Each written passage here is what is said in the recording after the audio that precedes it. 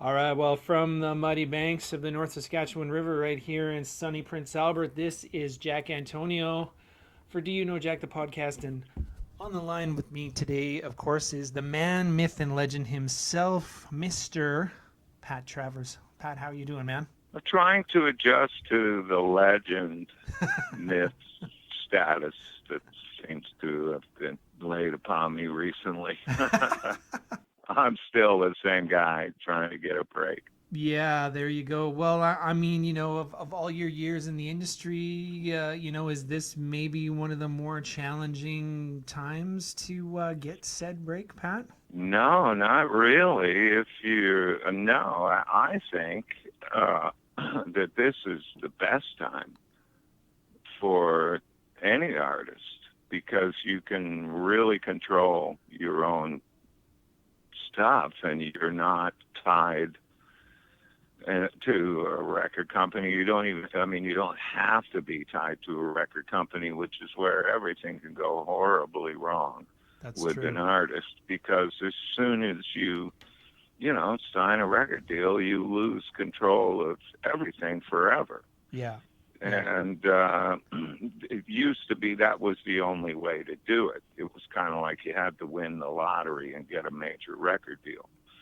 But now, fortunately, if you're smart and you're talented and you're resourceful, you don't have to, you can record your own material, your own videos, present it yourself, and you're playing to the world. You don't have to break out of a local area anymore. That's not as important. So I think, everybody has, depending on how clever they are, has an equal opportunity to find an outlet for their music. And if a lot of people like it, then you're great. But everybody has the same opportunity, I Yeah. think, or at least pretty close to it. It's if Yeah. people like what you're doing, then you'll do well. And you don't need a major record company right away, and you don't need to have played for 5 years and built up a following and done all that. That's not as important these days. Yeah. Yeah. Well, and I suppose you've got a little bit more creative control and license over your own material as well. I mean, just thinking about, your most recent release, you put out a swing record on, maybe a few weeks ago. Right. Well, that's a little different than what I was talking about because that project involves a record company, Yeah, I know that's Cleopatra, true. a Yeah. pretty big company. And I was happy to do that album. It was fun and interesting, Uh huh. but it was kind of busy work in a way because I have all my own brand new material that I have also been working on. Oh But I wow. knew that album would be really good and that it would probably find a little different audience for me and it was fun and difficult and satisfying in the end to do. Yeah. But, moving forward, I have material that I've been working on for a couple of years here Wow. and so I'm recording that bit by bit as we go. And we actually just, if you go to the Facebook page, Pat Travers Band, we have, I released a new track called Racing the Storm, and there's a video that accompanies it. So Yeah. I tried to have that available as a download, but it got complicated. It will be, but not till like next week. Yeah. However, For sure. maybe by the time everybody hears this, it'll be available as a download on every digital store there is that you can think of. And it's a ringtone, too. Oh, nice. And you got to click on the link to YouTube. We need all those views. You don't even have to watch the whole video. Just click on the link. Yeah. Yeah, I for mean, sure. everybody do that for us, and then that makes a big difference down the road for influencing all kinds of things. So, Well, now, it's interesting that you would bring that up because, I mean, I've heard this from a few other artists. I mean, does it affect even like, such things as like, future gigs and where you can play based on the sheer volume of listens that you'd have on something like that? oh, I don't know.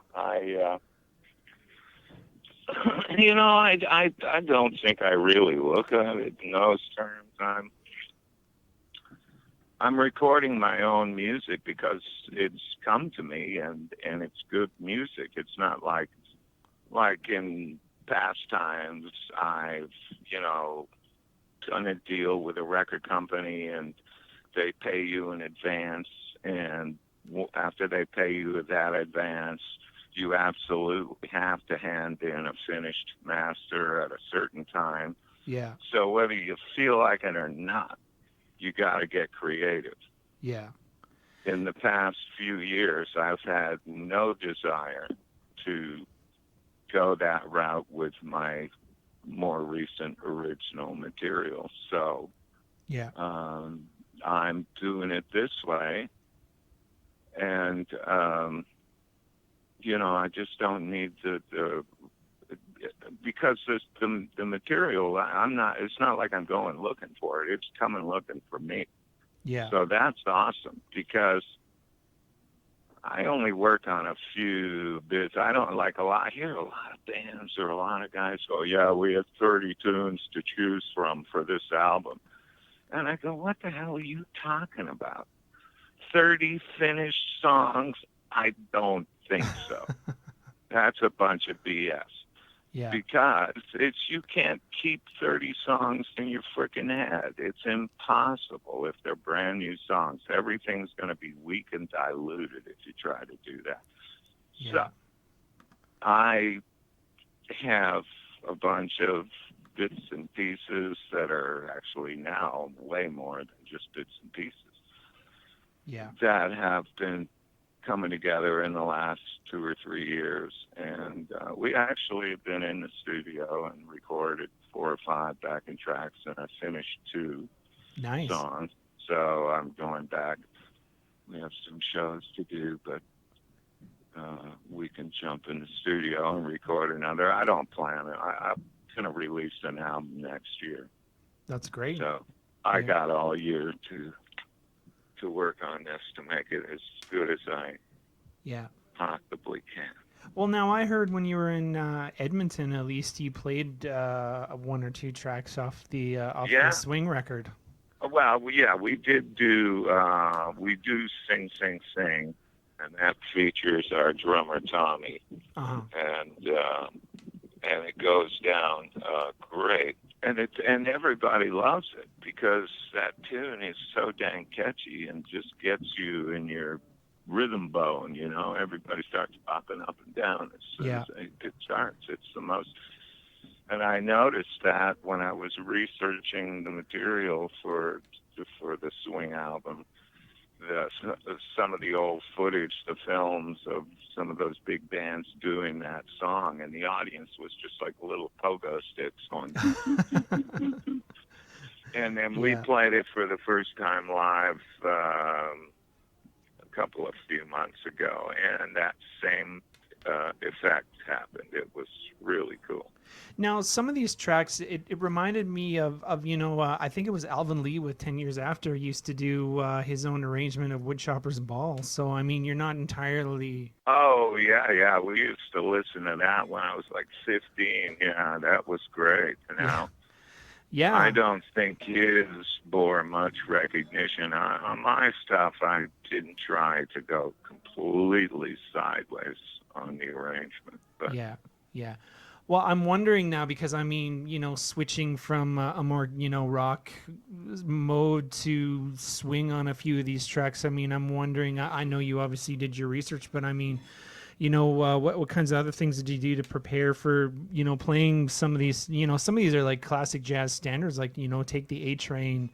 Being a horn player myself, I know the changes can be a little tricky. I mean, what steps did you take to kind of get your head around, some of this stuff? I just practiced a lot and That's fair. listened to it a lot, and then I was lucky as well that the engineer, the guy who recorded it for me, fuck, now his name has escaped me.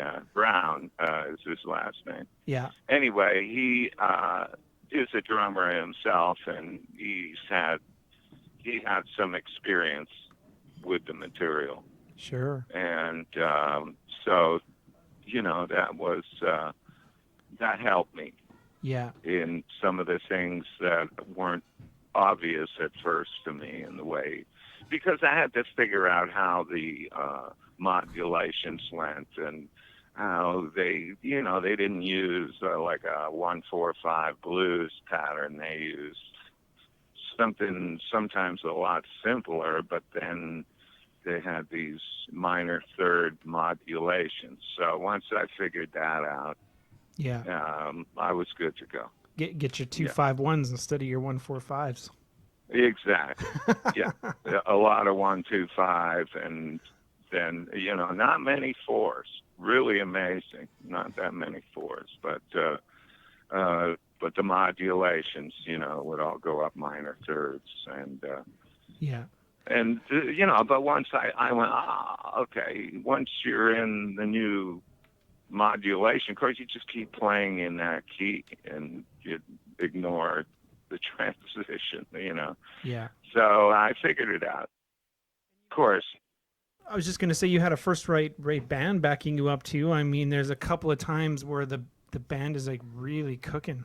Oh, they were so good. I was so lucky. I was so impressed with these guys because they knew this music, and they were real good players, and they just did an awesome job. Yeah. And especially Tim Franklin, the upright bass player, Right. freaking amazing, Yeah, I mean, I think in particular, Apple Honey, they're really cranking out the swing on that one, even with the little, rim shot on the B4. That's pretty legit stuff you got going there. Oh, that one was tricky. That was, I had to practice quite a bit to be on top of that piece. Right. Yeah. Yeah. Like it's an interesting transition. Yeah.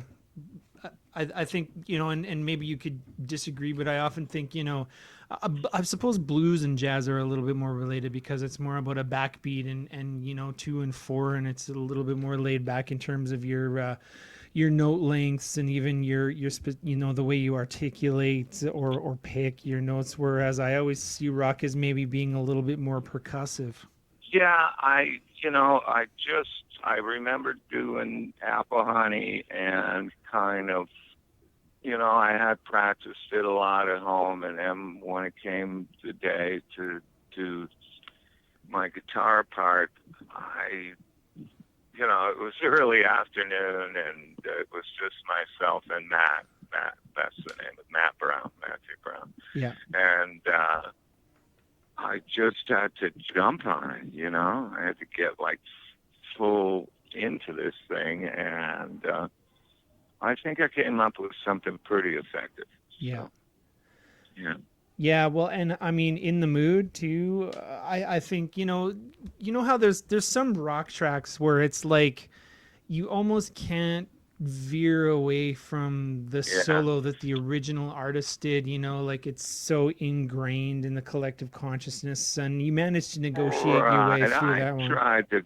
With my solos, I tried to do the thing that was similar but more guitar-y than like the tenor saxes would do, Yeah.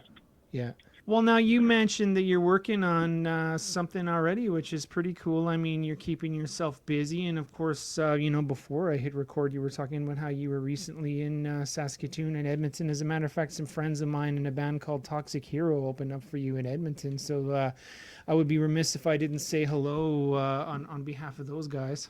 Well, that's good. Yeah, my band is good live, and we got great material. So yeah. We feel pretty confident when we perform. Yeah, right on. Well, listen, Pat, it's been great just chatting with you here for a few minutes. All right, Jack. Yeah, I definitely enjoyed the Swing album, and I'm looking forward to what you got on the go. It sounds like you're looking at maybe doing another record in 2020. You got some ideas down and so on and so forth. Oh, absolutely. Yeah, go to the Facebook page, Pat Travers Band, and click on Racing the Storm. There's a video there. Excellent. Click on the video. I will The do YouTube that. video. All right. All right. Okay. Have a good day. I'll talk to you soon. Yep. Bye-bye. Bye-bye.